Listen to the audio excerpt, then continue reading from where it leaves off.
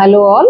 ఈరోజు మనము emergency contraception అనేది ఏంటి, ఎమర్జెన్సీ కాంట్రసెప్షన్ కి ఏం మెడిసిన్ వాడతారు, దానివల్ల అది ఎలా ప్రెగ్నెన్సీని ప్రివెంట్ చేస్తుంది, దానివల్ల సైడ్ ఎఫెక్ట్స్ ఏముంటాయి, ఎవరు యూజ్ చేయాలి ఎవరు యూజ్ చేయకూడదు అనే టాపిక్ గురించి మనం మాట్లాడుకుందాం. ఎమర్జెన్సీ కాంట్రసెప్టివ్ పిల్ అనేది చాలా ఈజీలీ అవైలబుల్ ఉంది, అన్ని ఫార్మసీస్ లో దొరుకుతుంది, ఈవెన్ గవర్నమెంట్ సెక్టర్ లో కూడా ఫ్రీ ఆఫ్ కాస్ట్ దాన్ని ఇవ్వడం జరుగుతుంది అనమాట. సో ఎమర్జెన్సీ కాంట్రసెప్షన్ అంటే అత్యవసరంగా ప్రెగ్నెన్సీని రాకుండా చూసుకోవడానికి వాడే టాబ్లెట్ గానీ ఆ మెడిసిన్ ని ఎమర్జెన్సీ కాంట్రసెప్షన్ అని అంటారు. సో ఈ ఎమర్జెన్సీ కాంట్రసెప్టివ్ పిల్ అనేది ఎప్పుడు వాడాలి అంటే, ఎప్పుడైతే అన్ప్రొటెక్టెడ్ ఇంటర్ కోర్స్ జరిగినప్పుడు, అంటే అనుకోకుండా సెక్షువల్ యాక్ట్ అనేది జరిగినప్పుడు ప్రెగ్నెన్సీ రాకుండా దాన్ని ఆపడానికి యూజ్ చేసే పిల్లే ఎమర్జెన్సీ కాంట్రసెప్టివ్ పిల్ అంటారు. ఇది ఎవరైతే యూజ్ చేయొచ్చు అంటే, ఎవరైతే రెగ్యులర్ కాంట్రసెప్షన్ అనేది తీసుకుంటున్నారో వాళ్ళు సపోజ్ 1 or 2 days టాబ్లెట్ ని మిస్ అయినప్పుడు యూజ్ చేయొచ్చు.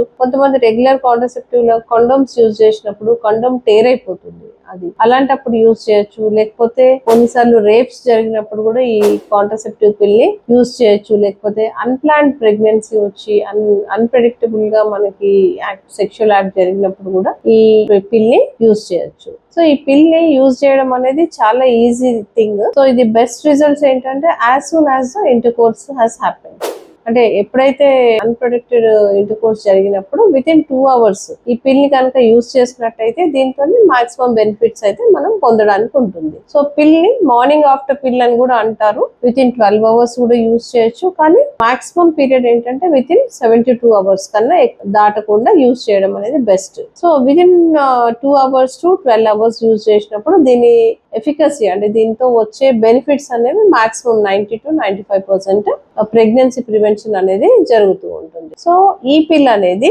సింగిల్ టాబ్లెట్ లాగా దొరుకుతుంది.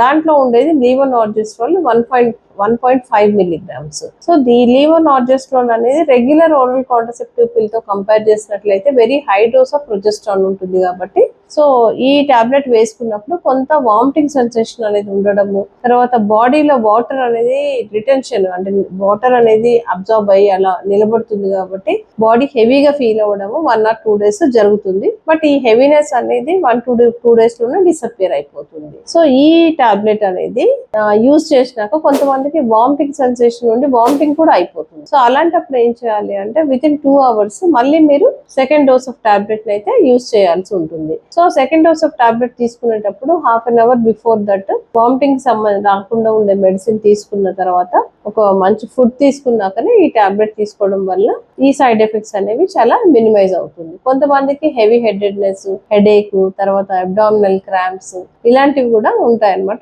But all these symptoms are very very mild, చాలా తక్కువ మోతాదులోనే ఉంటాయి ఈ సిమ్టమ్స్. సో ఈ మార్నింగ్ ఆఫ్టర్ పిల్ అనేది మార్నింగ్ దాకా వెయిట్ చేయకుండా ఇమీడియట్ గా యూజ్ చేయడం వల్ల ప్రెగ్నెన్సీని ప్రివెంట్ చేయడానికి చాలా చాలా అవకాశాలు ఉంటాయి అన్నమాట. సో ఈ టాబ్లెట్ ఎలా ప్రివెంట్ చేస్తుంది ప్రెగ్నెన్సీని అంటే, ఏదైతే సర్వైకల్ మ్యూకస్ ఉంటుందో గర్భాశయ ముఖద్వారం దగ్గర ఉండే ఈ మ్యూకస్ అంటే ఈ జిగురు లాంటి పదార్థం ఉంటుందో దీన్ని థిక్ గా చేస్తుంది అనమాట, గట్టిగా చేసేసి ఈ స్పర్మ్స్ ఏవైతే ట్రావెల్ చేస్తాయో లోపలికి వీటిని అడ్డుకుంటుంది. సో స్పర్మ్స్ ని లోపలికి అలో చేయదు, అదొక పద్ధతి. ఇంకోటి ఏంటంటే ఎగ్స్ అనేవి రిలీజ్ అవ్వకుండా హై హార్మోన్స్ ఉండటం వల్ల ఓవులేషన్ ప్రివెంట్ చేస్తుంది. సో ఒకవేళ ఈ రెండు కూడా ఓవులేషన్ అయిపోయింది, స్పర్మ్స్ లోపలికి వచ్చేసినాయి అంటే ప్రెగ్నెన్సీ ఆల్మోస్ట్ ఈ అండం అనేది స్పర్మ్ తో ఫర్టిలైజ్ అయిపోయి చిన్న ఎంబ్రియో అనేది తయారవడం స్టార్ట్ అయితే అది వచ్చి ఇక్కడ ఇంప్లాంట్ అవ్వడానికి చూస్తుంది. సో ఈ ఇంప్లాంటేషన్ ఏదైతే గర్భాశయంలో వచ్చి ప్రెగ్నెన్సీ కూర్చుంటుందో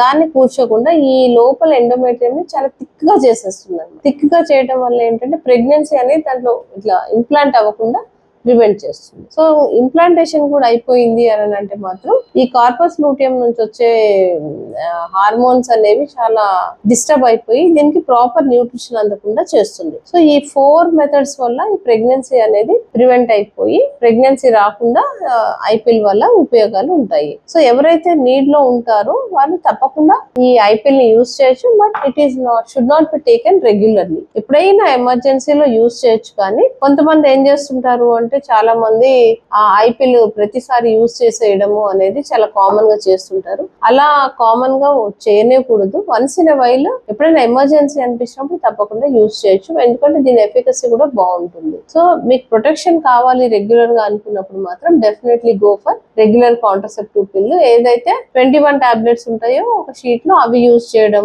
లేకపోతే ఇంజెక్షన్స్ రూపంలో యూజ్ చేయడం కానీ, లేకపోతే కాపర్టీ లాంటివి పట్టించుకోవాలి. ఎమర్జెన్సీ కాంట్రసెప్షన్ అనేది ఎమర్జెన్సీస్ లోనే వాడడం వల్ల మీకు బెనిఫిట్ అనేది ఉంటుంది. తర్వాత ఎవరైతే ఫీడింగ్ మదర్స్ ఉంటారో, ఫీడింగ్ మదర్స్ ఉన్న వాళ్ళు కూడా ఈ ఐపిల్ ని సేఫ్ గా యూజ్ చేయొచ్చు. దానికి వల్ల ఫీడింగ్ కి ఎలాంటి ఇబ్బంది ఉండదు. సో ఎవరైతే నీడీ ఉంటారో వాళ్ళు యూజ్ చేయటం వల్ల దాన్ని బెనిఫిట్ పొందవచ్చు. Thank you.